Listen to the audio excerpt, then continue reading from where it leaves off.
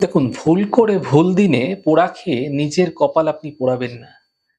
এর কারণে আপনি শুভ গ্রহের যে অশুভ ফল সেটা কিন্তু আপনি পেতে দেখতে পাবেন।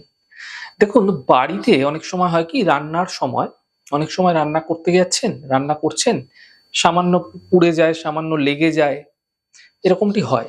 রান্না পুড়ে গেলে তা খাবেন না।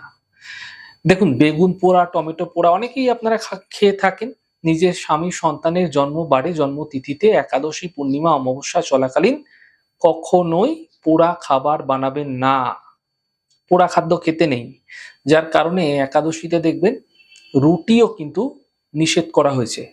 যেহেতু রুটি পুড়ে যায়, সেক্ষেত্রে অনুষ্ঠান বাড়িতে আপনারা অনেকে কিন্তু পোড়া খেয়ে থাকেন। পোড়া কাবাবের প্রচলন ভীষণ রয়েছে। বিভিন্ন কাবাব রয়েছে। তো শুভ অনুষ্ঠানে পোড়া কোনো খাবার গ্রহণ করবেন না। মঙ্গলবার, বৃহস্পতিবার, শনিবার পোড়া খাবার খাবেন না।